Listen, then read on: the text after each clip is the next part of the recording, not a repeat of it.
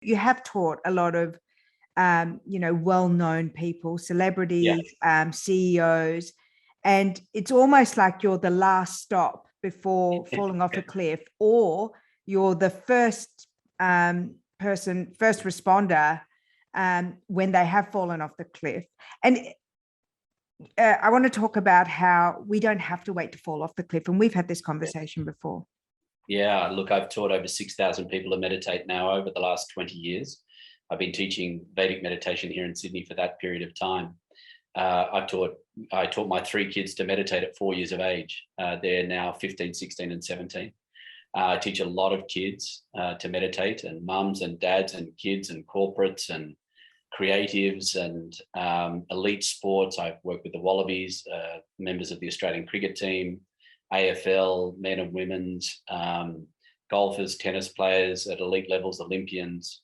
So where do they bring you in? Is it for healing, or is it for the emotion, the ability to manage the stress and the pressure? All different sides. I mean, I've worked with a number of rugby players and rugby league players in around concussion. That's a real issue. So is that like a trauma response? Is that what happens in the body? Exactly right. And I've seen all kinds of things referred to as, I've had young athletes like that coming to me and they're just not able to operate at the same levels that they were. And there's no specific event, but it's actually just the accumulation of stress, tension and fatigue in the mind and body over time. And so in a physiological and a life respect, the debits are breakups, trauma, childhood issues, physiological deterioration, poor health. Those are all the debits, and then they add up. They're all the little debits, and it's even the smaller part of that. I was watching a TED talk the other day. It was one of the world's leading neuroscientists, and he was saying someone living in a city anywhere in the world in 2020, 2021 is being exposed to the same levels of stimulus in one day that someone 200 years ago, which in the scheme of human brain and nervous system development is just blink of an eye. It's nothing. 200 years is nothing. Would have been exposed to in their whole lifetime. When you and I were kids in Canberra at primary school, no such thing as the internet, mobile phones, technology, computers, none of this existed 25 years ago. And I consider myself young. I still view myself as youthful, but you're right. Like, it wasn't long ago that all of this additional stimulus came into our lives and is in our kids' lives and is distracting and kind of breaking down the fiber of our, health and vitality. Absolutely. And this is something that people forget. When I went traveling and went to live overseas in 1996, none of us had a mobile phone. No one had an email address. We were still sending postcards back to our parents in 1996. It's 25 years ago.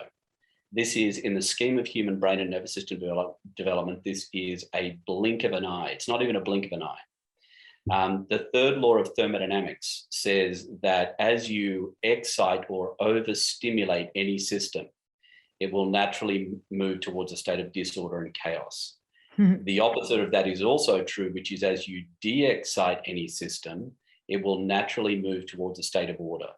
So the qualities of an orderly, conscious or neurophysiological state are clarity, creativity, energy, joyfulness, intelligence, and prints out as physical well-being. As you de-excite, an orderly conscious state will print out that way, mentally, physically, and emotionally.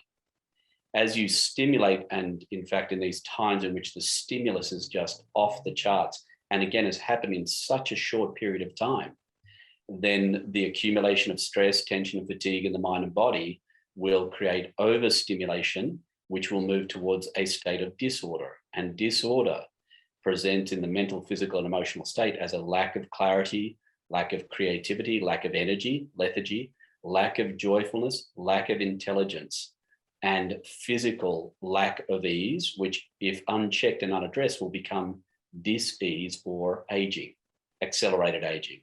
What are some of the benefits and the cause and effect element that meditation can help with on a physiological aging paradigm? Very interestingly, it's been very well documented that the first three things the body will start to deactivate as stress, tension, fatigue gently builds in the mind and body. And again, it doesn't need to necessarily be anything traumatic, although trauma and big events, will accelerate that process. But just the rigors of day-to-day life, living in the world that we are living in, where that escalation in demand has happened so quickly, just that, then you add trauma and extraordinary situations like we're operating in now with COVID. What that does is, as that stress, tension, fatigue builds, the first three things the body will start to deactivate are well noted and well documented are the digestive system will start to shut down, the reproductive system and hormone balancing will deactivate, and the memory center of the brain. They're the first three areas that, as a simple resource management issue, there's a hierarchy of needs in the nervous system. Breathing's fairly important. Heartbeat's fairly critical, and then certain organs. There's a hierarchy of needs. And so what happens is, as stress, tension, fatigue builds, energy depletes in the nervous system, the floor starts to come up and functionality starts to drop off the list. So the body says, these things are absolutely key and critical. These things are, important, but not as critical. So if energy is depleting in the nervous system, then the nervous system, simply as a resource management issue, says, don't worry about these things, particularly digestion, hormone balancing, and reproductive system, and the memory center of the brain. It says, don't worry about those. We'll get back to those later. We're focusing on these things. We're in the flight-fight response, and in that flight-fight response, the body produces adrenaline, noradrenaline, cortisol, coagulants, antibacterial production, and oxygenation of muscles. They're the key things if we're running and fighting for our life. Digesting anything, reproducing, hormone balancing, and remembering anything from the past are completely redundant. Wow. And the body will take the energy out of those areas, reallocate it into these key critical areas. Now, that's very handy if you're being chased by a bear. Not very handy if you're trying to relate to people and deal with kids and work and be creative. And that's what we're finding is people are getting caught in the flight-fight response, and it just creeps up on them. I call it frog in the potting. You would have heard that dreadful experiment where they throw the frog in the pot, in the hot water, the frog jumps out. They then cool the water down, pop the frog in, and then turn the temperature up generally, and the frog just sits and boils in the pot. It's a horrible thing. But, this is what we're seeing, is that there's a lot of what I call frog in the potting going on out there. And that incremental, functionality falls off the edge, and people standardize and normalize that. Now, all skin issues come out of the gut. We know that. Eczema, psoriasis, accelerated aging, all of those kinds of things come out of the gut. The skin is a reflection of gut health. It's the biggest organ. So absolutely, yes. It's our interface with the world. It's the biggest organ in the interface with the world, and it's directly correlated to the gut. Now, stress builds, body shuts down the digestive system. What it will often do is flush with acid, because the body, if it's in the flight-fight response, it's get everything out of the gut, because you need to be nimble and quick to get away from that bear.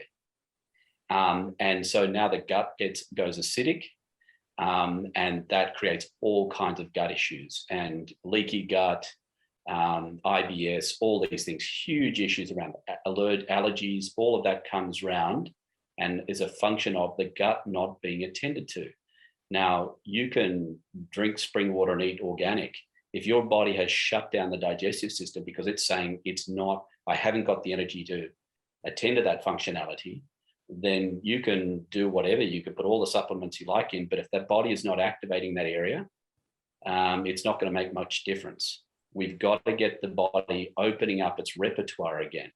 And this is where meditation comes into play. If we can start to settle the mind, relax the body, the nervous system turns off the adrenaline, noradrenaline, cortisol, turns on the serotonin, dopamine, oxytocin, all that high-grade well-being healing chemistry, the nervous system comes out of the flight-fight response and into what we call the stay and play response. I love the stay and play response. Here to play. Here to stay and play, Tim. Stay and play, stay and play. The other term we give this is rest and digest. And when the mind and body is in that modality, it turns the digestive system back on, turns reproductive system back on, turns memory center back on. So many issues around gut, around hormone imbalances and reproductive issues. I do a lot of work with women and men that are having issues with fertility. I do an enormous amount of work in that area. We've had some amazing results there. And they've used the medical system, which is so wonderful, and checked out the plumbing. All the plumbing's good. Yeah. And if people aren't then, they're still having issues with fertility, more often than not, it's stress.